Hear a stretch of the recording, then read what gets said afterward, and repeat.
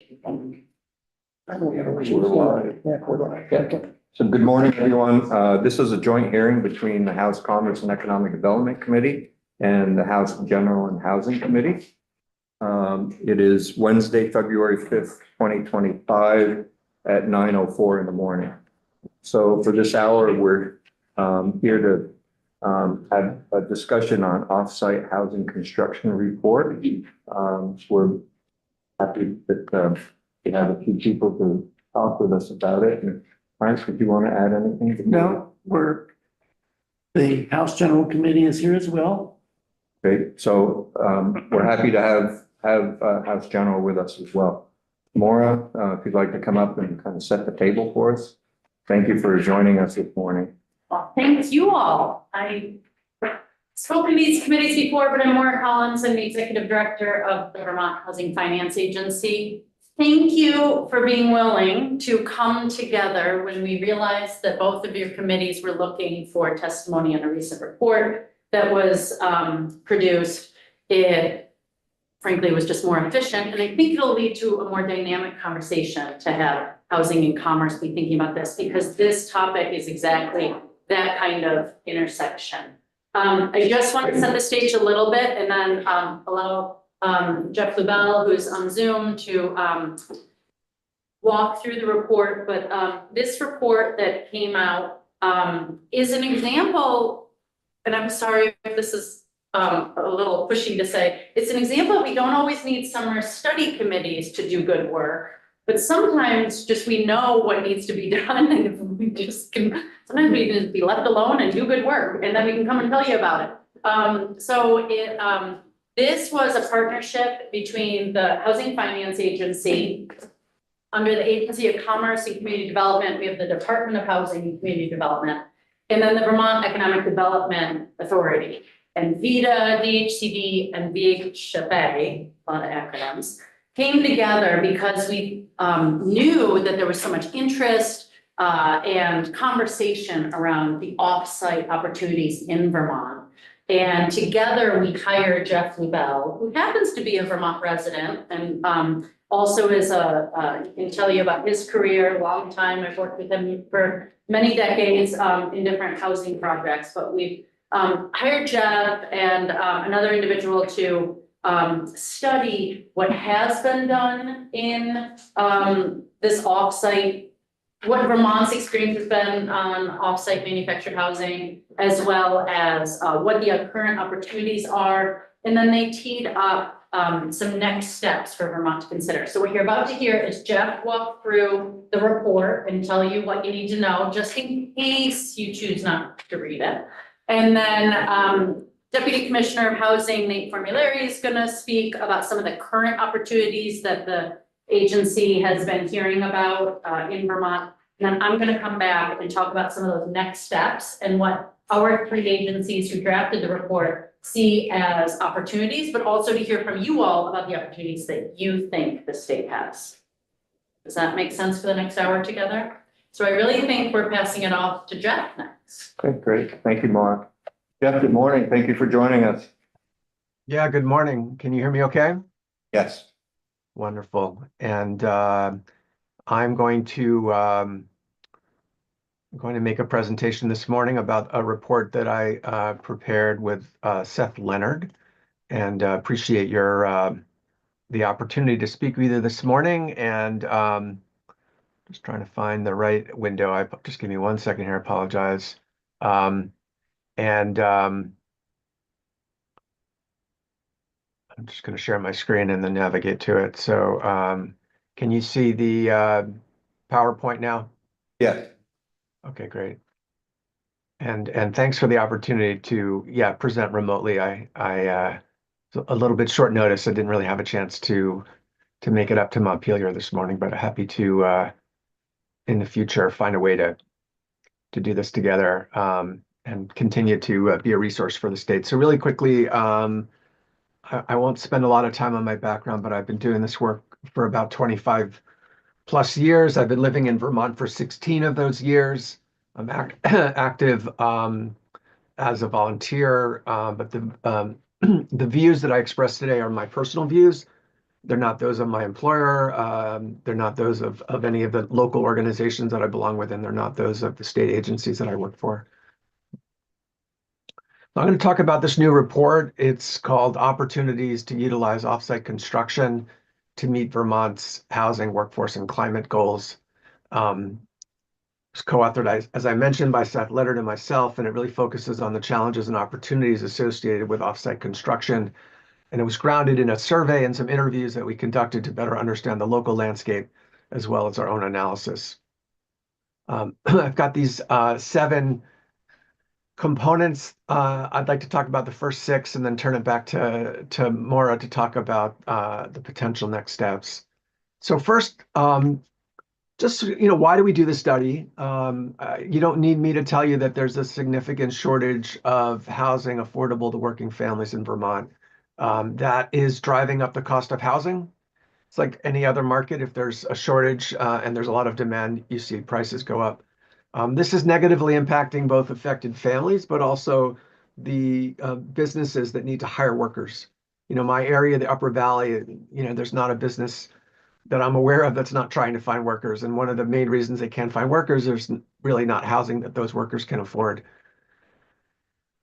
Compounding the problem has been a rapid rise in construction costs in recent years. So just to give you an example, the projects that applied for low-income housing tax credits through the 9% tax credit program to the VHFA in 2024, the average project came in at $520 a square foot and over $500,000 a unit.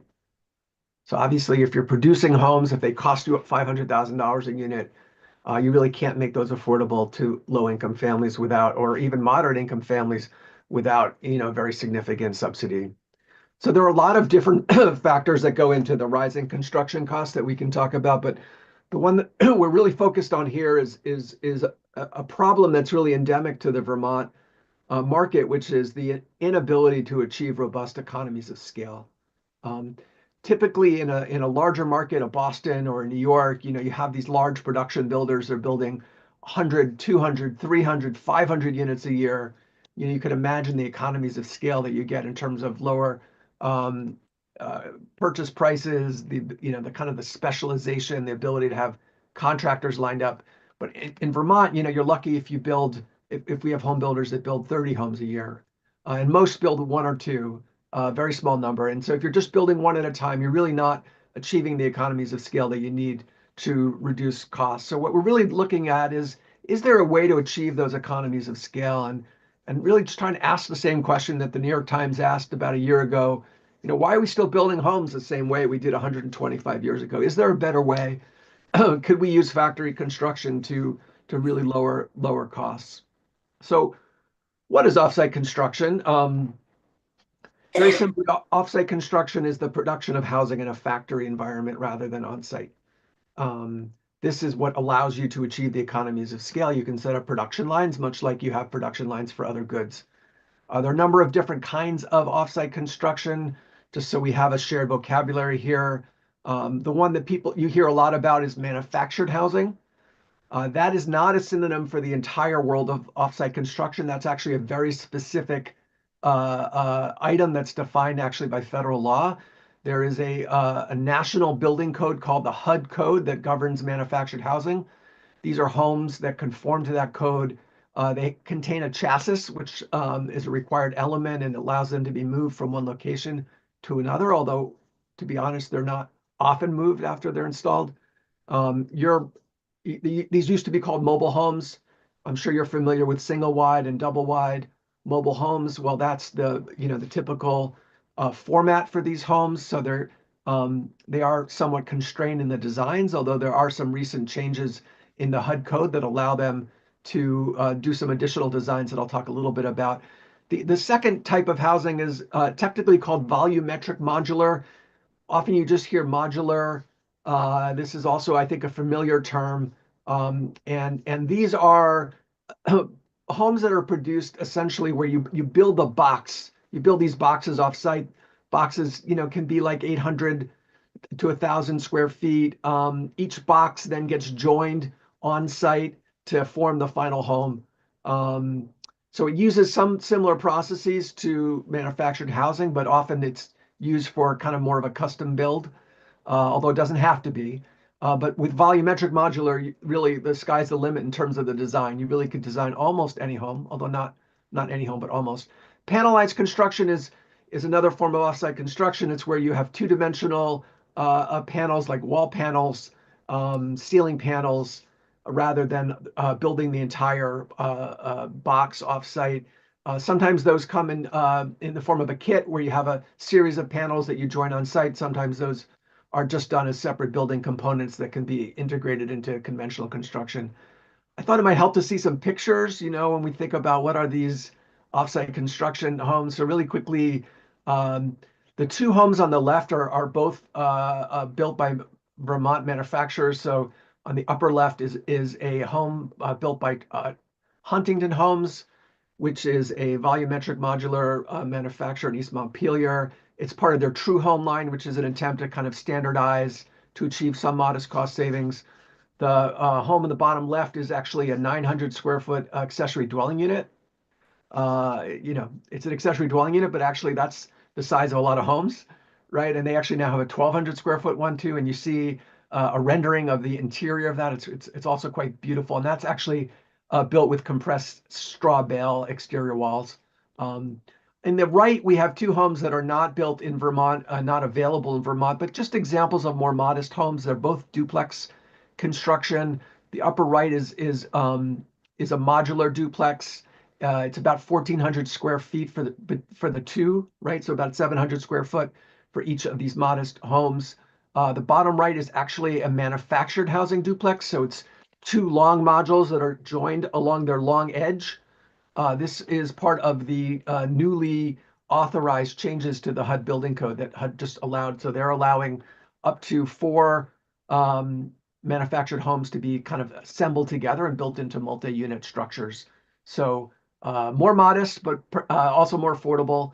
And just these are just some of the many, many options that you have with offsite construction. So what are the potential benefits?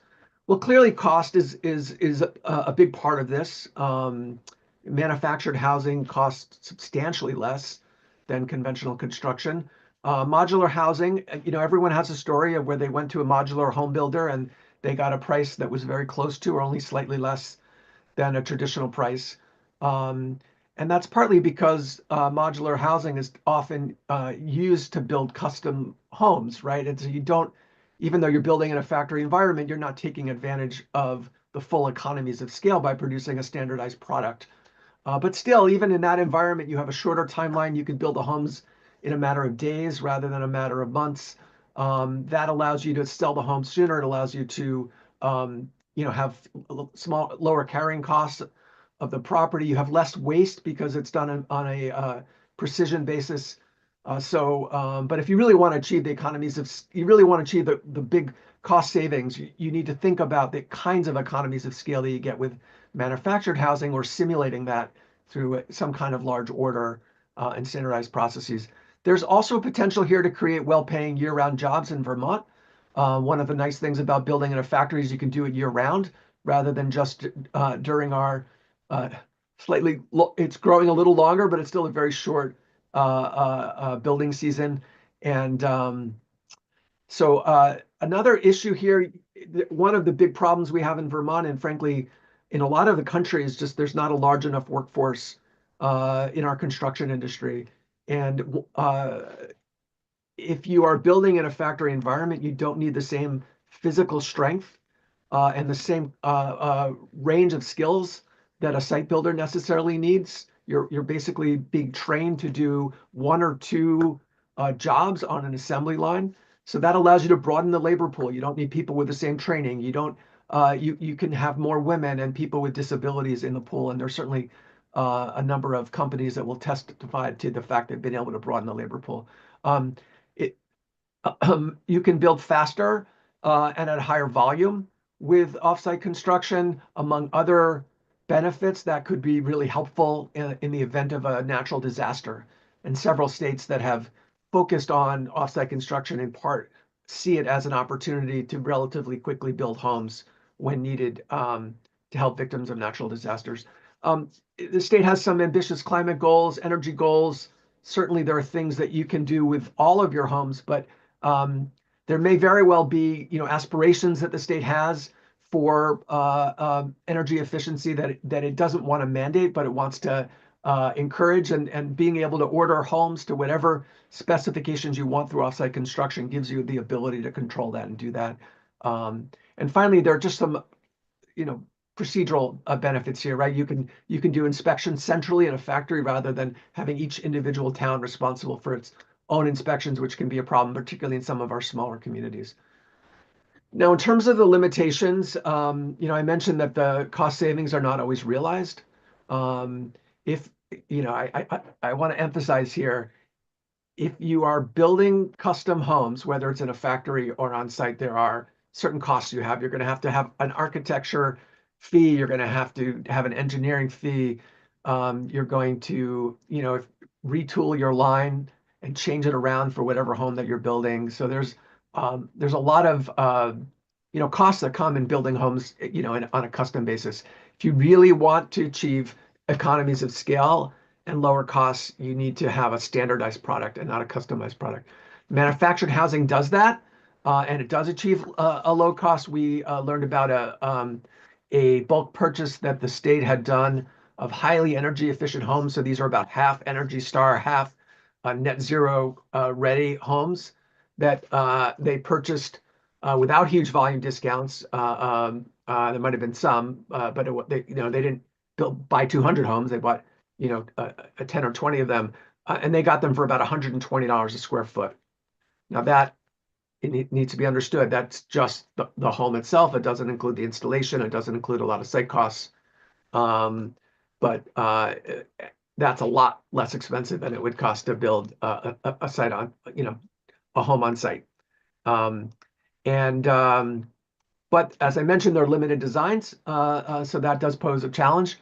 Okay, higher upfront costs. So this is one of the reasons why we don't see more offsite construction in the United States, is that there are a lot of costs that are associated with building a factory. And then when you have a downturn, it's very hard to service those costs because all of a sudden people don't want to buy homes anymore. And so there used to be 8 volumetric modular plants in New England, and now there are only 3. So this is exactly the opposite of what we want to see, right? I mean, even when there's a housing downturn, there's still a demand for housing. It's just the interest rates have gone up, or there's a temporary economic dislocation. But we lost, as a country, we lost close to half of our building capacity after the Great Recession of the mid-2000s. And that is a huge reason why we're in the boat that we're in. So we do have to solve this problem. We have to figure out, how do we de-risk the environment if we want manufacturers in Vermont and elsewhere to thrive? And there are ways to do that. And the report talks about some of the ways to do that. Another challenge is if every locality has its own building code, then you could quickly see how it's very hard to do economies of scale. You need essentially a statewide building code, statewide the ability to approve designs at the state level, so that you can then be able to place those homes anywhere. I mentioned labor before. So while there is a wider labor pool, you still have labor challenges. So that's a problem that we need to solve. We need to focus on how do we help, ensure that we have the labor. We in the report, we encourage you to be creative, right? If there's a problem, one of the big problems is even the workers for these homes don't have houses they can afford, right? So maybe there needs to be, the creation of more homes in the communities where these factories are located, right? In order to solve that bottleneck that gets the workers there, that can then allow the homes to be built, right? And you can see how that would work. Finally, public perception, particularly of manufactured housing, is a challenge. There's a lot of confusion about modular. People assume that modular is a single wide or double wide. They don't understand necessarily that it can build any home almost that way. But that's something that we need to address. And frankly, particularly with the improvements, continual improvements in the HUD code, the manufactured housing is quite impressive. The quality of that build is getting better and better over time, particularly in terms of energy efficiency. So what do we learn about the local landscape? I mentioned there are 3 volumetric modular factories in New England now. There's one in Vermont, Huntington Homes. There's one in Claremont, so very close to Vermont, in New Hampshire. There's one in Maine. There's actually an additional empty manufacturer building plant in Maine. There are plants in Quebec and in Pennsylvania that are capable of delivering homes to Vermont. So there are suppliers of both manufactured housing and of modular, volumetric modular. And then there are also lots of, not lots, but there are a number of panelized plants. We have some here in Vermont. There's some in New Hampshire and other locations. They're producing accessory dwelling units. They're producing other kinds of structures. In general, the people we spoke with were optimistic about the future of offsite construction. There's just a lot of energy in the field right now, particularly as costs have been going up. There's been a lot of people that have focused on joining the market, and there's a lot of interest in exploring what could be done. Finally, I want to mention that there is a unused manufactured housing facility in Fairhaven. So this was owned by Skyline, which is before it merged with Champion, was one of the major manufactured housing plants, manufacturers in the country. And they ended up closing their plant, I think, in around 2011. But there's work underway to really understand what are the assets that are still left in that plant, how can it be restarted. I think people are optimistic generally that could be started. That would bring jobs to Vermont. That would give us additional capacity to really meet our needs. So how can we, what can the state do to address this and really think about how do we optimize the potential of offsite construction to produce lower cost homes in Vermont? I want to just mention a few ideas before turning things back over to Maura Collins at VHFA. So the first idea is to use bulk purchase guarantees to achieve the economies of scale that you need to lower costs for starter homes. So I've mentioned that building 1 or 2 or even 10 or 15 homes at a time is not going to maximize the potential for cost savings. What you really need to be able to do is to give a housing provider some sort of guarantee that for the next 3 years, 4 years, 5 years, you're going to buy 100 homes a year, 200 homes a year, some volume, enough volume to make it worth their while to really optimize their production line to meet your needs. They need to be willing to devote some significant capacity to producing lower cost homes. It needs to be worth their while, and they need some type of regularity, right? This is why we don't have it right now. It's very hard to manage what they call the pipeline risk.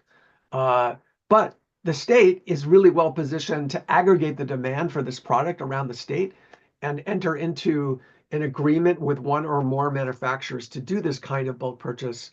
And what that would involve essentially is, you would issue an RFP, you would select a vendor, you would enter into a contract. The state hopefully would never end up owning those homes. They would go directly to whoever it is, whoever your partners are that are installing those homes and selling them to buyers. But the state's guarantee is what allows the manufacturer to know they have that market. There could potentially be some state funding that would allow for the initial down payment on those homes. So that's something to be worked out, but it would be a revolving fund that would be paid back as soon as the buyer purchases the home. So there would not be a very large extension of credit and certainly not for very long. There's a lot of work to be done to think about, well, how do we actually operationalize this? What do the homes look like? Are we buying single family homes or townhomes or duplexes? Where are we going to find the land? Who's going to entitle the land? Who's going to install it, right? So there's a lot of logistical questions that really need to be worked out. But there's a lot of potential here for really significantly lowering the cost. And I want to emphasize this is without subsidy. The idea here is to really produce lower cost homes without subsidy. If you want to add subsidy on top of that, to serve lower income families, that's great. A second idea is to invest in new or expanded factory capacity. So you have this plant in Fairhaven. It's a huge asset for the state. They're going through the planning process. We don't yet know what their business plan will be and how they will operationalize it, but would encourage the state to be supportive in providing loans or grants or other kinds of assistance as that moves forward. I do believe the state recently issued some grants to allow to pay for the planning process. So that's great. A third bucket here is to really think about how do we integrate offsite construction effectively into the multifamily process. So these are, multifamily rental homes in particular, and I would say, in particular, thinking about the low-income housing tax credit program and how do we reduce our per unit costs. And this is a somewhat more difficult process than producing single-family homes, or there really needs to be a planning process to think through that. One of the really exciting things that we learned about is that Quebec, the state has essentially issued an RFP to work with manufacturers in Quebec to develop a catalog of standardized designs. So they are doing that, and nonprofits will be able to just select a design, and the builder will build it, and it'll be lower cost because they're standardized. So that's the concept. There's also some thinking that's going on about how do you actually standardize the interior modules, right? So there are essentially these building blocks that would be standardized and that you could do a bulk purchase on, and then maybe the exterior would be a little bit different in each place.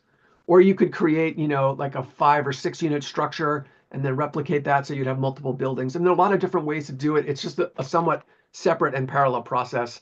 And then the final bucket here is to think about other things that the state could do to advance this, to advance offsite construction. So one would be to adopt statewide building codes and inspection processes for offsite construction. The ICC and the Modular Building Council recently came out with a series of standards. Would encourage you to look at that. Every time I look, another state has adopted them. Rhode Island just adopted the standards in in December, so that would be helpful. Thinking about a process for pre-approving designs at the state level, so that you wouldn't need to go through local design review could be helpful. We have heard of conventional builders that are interested in exploring the offsite space, so perhaps some small grants could be useful for them, and some perhaps also some grants for existing offsite manufacturers that are interested in exploring what would it be like to expand my operations? What kind of volume would I need? Maybe they're considering automation, helping them explore automation so they could lower their costs. So there's a series of relatively small, modest things I think could be helpful. So with that, I am going to stop, put up on my screen this slide here. I know Maura had wanted to talk about this, but I think, Maura, you mentioned that perhaps our colleagues at the Department of Housing and Community Development would talk first. So I'll turn it over to you all for next steps, and happy to answer any questions that you might have. If it's okay to not share your screen for a second, Jeff, while Deputy Commissioner Formulary speaks, and then I may ask you to pull up that slide one more time, but thank you. Nate? Good morning, folks. For the record, I'm Nate Formulary, the Deputy Commissioner at the Department of Housing and Community. Nice to see you again. Jeff did this up pretty well. I would just caveat what I'm going to talk about. I'm going to be talking at a high level, and if folks want to, we only have an hour. If folks want to dive into some of the things we're talking about, we can arrange testimony for that in the weeks ahead. I would start by saying I think it's really great that the Commerce Committee and the Housing Committees are meeting on this, because there's really 2 tracks that we see. One is getting homes on the ground quickly through this. One is creating an industry in Vermont to be a leader in this space. So I think it's great that you guys have come together on this, because there's some shared goals here. The first thing I'll touch on is just Jeff mentioned that we were supporting the Fairhaven property. We did award them a $60,000 grant through our community development block program for a feasibility study. So they'll be looking at how to bring that building back to potential use again. So that's one thing that is already moving. What's the timing on that? It was awarded in November, so we'll be following up over the next year. It's a year process. I believe so.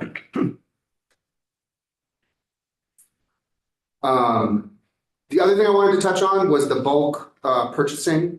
Some of you may have heard the state is currently running an infill program, the mobile home infill program. This was a result of the flooding this summer. An emergency rapid response was put together. Again, maybe let's not dive into the full details of the program, but in relation to this conversation, We did purchase with our partner VSHA, Vermont State Housing Authority, 30 units of housing, manufactured homes.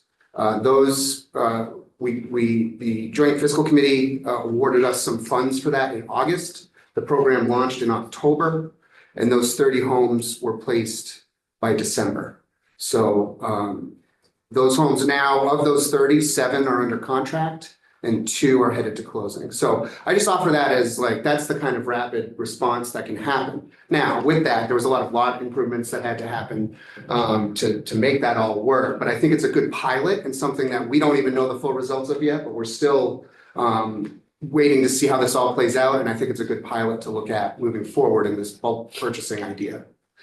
Some other things I think we learned in the MHIP program is that a lot of these manufactured home communities do have capacity and lots that can be improved. We've identified north of 100 lots that could be improved, that are out of floodplains. But one thing it lacks is investment in the infrastructure of the parks. A lot of the infrastructure in these parks is aging or teetering. So there needs to be work done to make that happen. But I think it was a good thing to find that a lot of these communities have space for rapid kind of infill on that side of things. The other thing I would just mention is that there was a park in Middlebury and Milton, those communities through a variety of programs, whether it was Healthy Homes with A&R, our mobile home improvement and repair program, which is another program we run, we're able to make massive, and all of our nonprofit partners, I should say, it was a big funding stack, but we're able to make significant investments in their infrastructure that in the case of Milton, it moved them to town water sewer. In the case of Middlebury, it built a septic system that allows that community to keep operating. So for that to be successful, we need to lay the foundation. Excuse me, were those mobile homes the examples you just gave? The ones in Middlebury and Milton? That was mobile homes? Correct. Yeah. Yes. Yep. 2 parks. One with about 100 units, and I think the other close to 100. So that's a nice pilot program that's going on. And like I said, there's a lot more that we could talk about there if folks are interested, but we just wanted to mention it as something that's in action now, and we hope to have more info on moving forward. On the industry side of things, this is timely testimony because I happened to visit Silver Maple Construction out of Middlebury last week. They are like Huntington Homes. They do panelized construction. They do a lot of custom homes, higher end homes. They actually do commercial spaces and even aviation spaces using this panelized process. Very successful company that has grown a lot over the last 10 years. The reason why we were there is they are trying to figure out, and I guess this goes back to Jeff's comment about energy and what my comments today are, there is energy around all of these ideas. So they are running numbers and trying to figure out a way to get to scaled production on panelized housing. How can they create units that are maybe less custom, but are meant to be built to be 100-year homes? So quality homes, get the cost down. Right now, they are trying to figure out how to do that. They're trying to figure out if automation could work, as Jeff also mentioned, to bring that cost down. So I mentioned that as just this energy that's building around these things. So they are another example of things that are going well, or this energy that's bubbling up.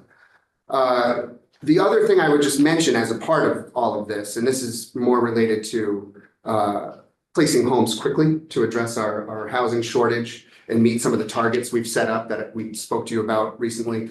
The thing I heard out of Silver Maple, and I've heard in other places, is the private sector is looking at this and ready to start to get innovative on this. But things don't pencil out when the infrastructure isn't there and it's hard to access the land. And local and state zoning and regulations get in the way. So I think part of why I mention this is when you look at some of the housing proposals that are being put forward right now, it seems like those are good foundational building blocks so that in years to come, we can access that private sector industry to make this, whether it's an industry in Vermont that is innovative and great nationally, or if it's just a matter of working with out-of-state companies to get homes on the ground quickly.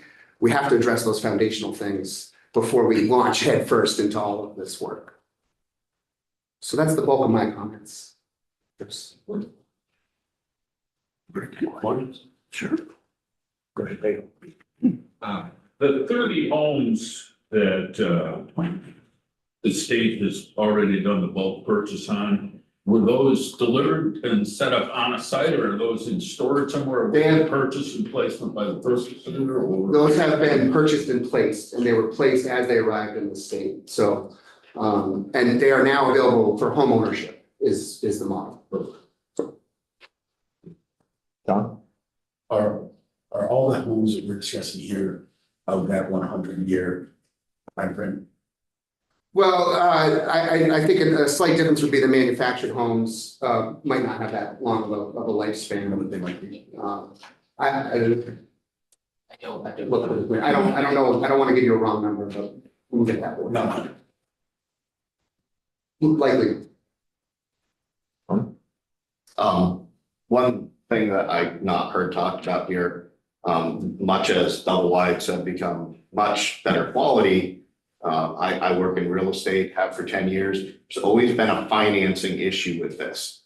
And I do know, like, our state, the local banks are really great about this, but can we fund 200 homes, or are you starting to see some changes at the national level? Because a lot of these loans are guaranteed by Fannie Mae, things like that.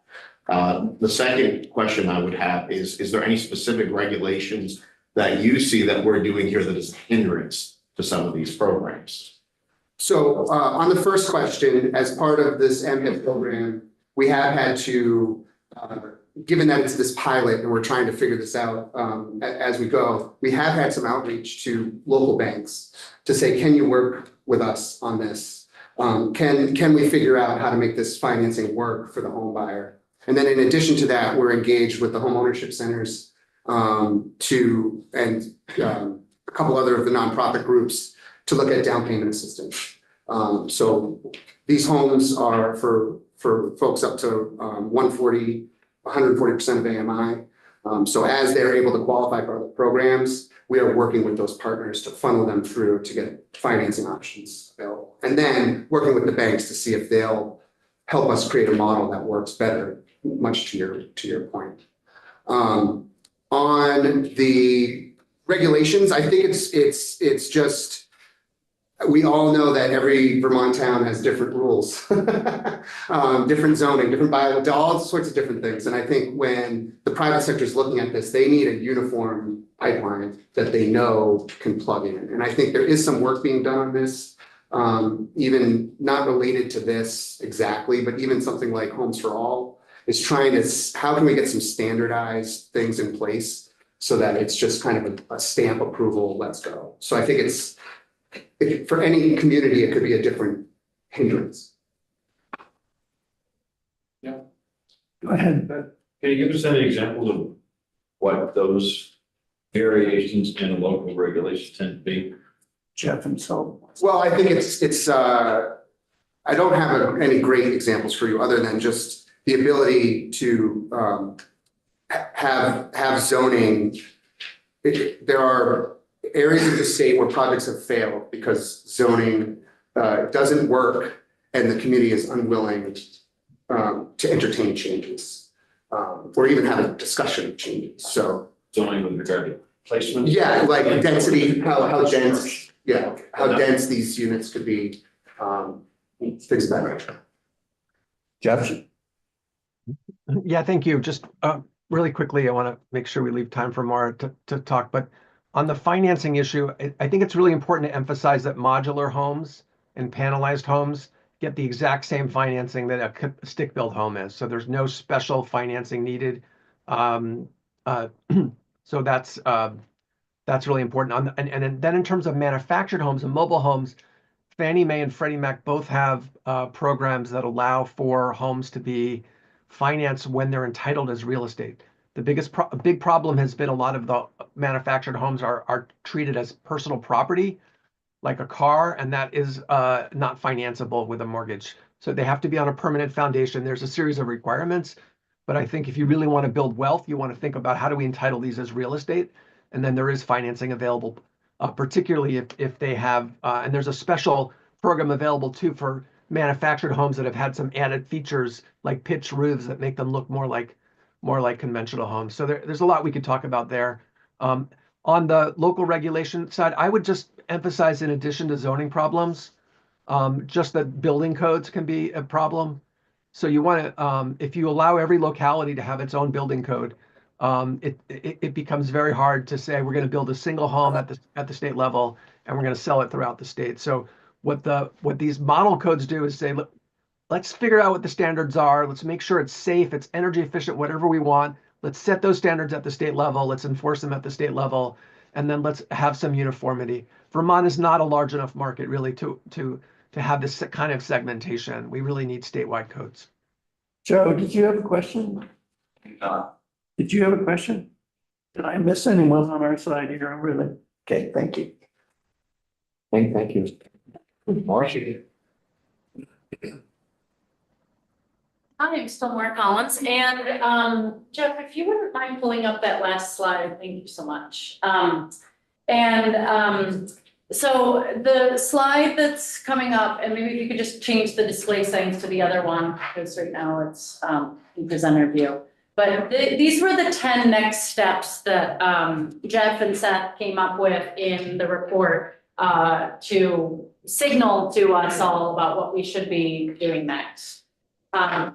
I'm sorry, Jeff, right now, we can't really see the slide because we're seeing the, Okay, what are you seeing? I'm sorry. now we see the report. Now, Okay, the hold slide on. was fine, you said change the display settings to, I think it's presenter view or something. Okay, give me 1 second here. I apologize. I will. So there are 10 next steps that were identified. And they were the ones on the last slide he was showing and speaking to. But a lot of them, here's a little hint. The first word of several of them were like explore, consider, research, Develop. review. There we go. And so you can see here, and this really is what it's gonna take. Deputy Commissioner Formulary was speaking about some of the opportunities, and Jeff talked about the efficiencies. You know, if we could have some standardized designs, that is going to be necessary so that we can do the bulk purchase. You can't bulk purchase 20, 50 homes, 100 homes, 200 homes, and have 12 different models, because really what you're talking about then is that you have 6 homes of each of those 12 models, right? So we would have to take all the opportunities and start to narrow them into a few choices. So what do we need to know? We need to know, will the market be okay with those 3 home designs that we choose that we're now going to bulk purchase? I don't know which 3, you know, what size, what roof pitch, what design, what's most accessible. So we need to find out, as one example, and narrow this down. This is the exciting thing that Quebec is doing, where the state of Quebec has gone through a public process and limited the designs to a couple that then they're going to bulk purchase. They're also, you know, the first question that was recommended to us is, what's our goal here? I'm not going to make the 2 committees vote on a goal, but something tells me even within this room, some of you might be thinking speed up and get housing and do all that, housing committee. And then commerce might say yes, and I want to think about how to grow the workforce. And I want to be thinking about the manufacturing in state and all that. We have some questions to answer. Do we want all of whatever we do in Vermont to be the Vermont-based factories? We heard about Fairhaven, we heard about Silver something or other in Middlebury. We know that. Or is it okay that it's coming from Maine and Pennsylvania's close enough and it's still gonna save us money? Like, are we okay with something broader. I'll draw your eye to next step number 10. It says to talk to the other northern New England states and see if there's more of a regional approach we take to this. Are we okay with that? Because we know that Vermont's not going to get it done, but maybe Vermont, New Hampshire, and Maine can get it done. And maybe the three of us have to come together and pick those three designs. I'm picking numbers here, but and do bulk purchases from there. So then maybe then we can offer 6 design homes. Because if you partner with those other states, there's enough homes that each of those 6 designs, we placed an order for 50 of each of them spread across the 3 states. Maybe that's the way to go. And honestly, just since this report was released in the last few weeks, it, I don't know, hit the nerd news or something, and people in Maine heard about it, and now they've already reached out to us. I'm sorry, I just called my friends nerds over in Maine, but I don't know how they knew about it, but they did, and they reached out, and so already number 10 is kind of happening. Another example of we don't need legislation all the time, we just need to be putting these words on. Speaking of legislation, I read these 10 carefully. What can't you guys just do? What do you need us to do? Yes, good question. So, we can start to have conversations about the priorities, and we can make a plan about how we're gonna do all this. We could put out an RFI and ask about how to save money and all that. Number 5, allocate funding to support bulk purchases. And when we move into the implementation mode, we are 100% gonna need y'all, and come maybe January, you know, we're gonna want to have something to put in front of you to say, this is what it's gonna take to act on the work that we've done in those other steps. You heard, and I'm gonna continue to answer your question, Chair, but you know, we've heard about number 7 there about the restarting the Fairhaven plant with the CDBG grant that was mentioned. Vita, you know, I think is an active member of talking, and they're eager to look at, you know, lending opportunities in this way, and looking at maybe the business support. But the state would need to provide that kind of TA for businesses. I don't know if that could fall under existing business programs. I wish Cassie were here to speak to if there were limitations on this. But the things, in many ways we can do it. Here's what I really am here to ask for. 1, I'm fired up, as is DHCD and Vita, and anyone who hears about this report. There's also some other legislators maybe sitting behind me who are like fired up and wanting, I think, to take action on this. I'm nervous that I will speak for VHFA's capacity. I'm nervous that my staffing capacity can't support having an FTE to facilitate all this work. And I'm guessing VHCD is in the same boat, that we don't have people with time to do this. So we probably have to hire a consultant. I haven't spec'd out what this would cost. It wouldn't be a lot. We're talking hundreds of thousands of dollars, not over $500,000 or anything like that. I'm just saying, I do think I would need to add some capacity through a consultant or something to actually support getting this done. I also think there's a question about, I'm speaking on behalf of my agency, but there are many players in this. And one of the questions we have to answer is, who's best to lead this? Is it the Department of Housing? Is it the State Housing Authority, who has this pilot that is limited to parks and it's a certain, you know, small segment of what we're talking about? Is it a financer like us who kind of sees homeownership and rental and something broader? I don't know. But I'm saying that I think we all are in the same boat where we're excited, we're motivated, there's a lot to be done. We're feeling a little limited to take this on without some support. I don't want to go so far as to say we won't do it unless you give us money. It just might take longer if we couldn't hire some external support.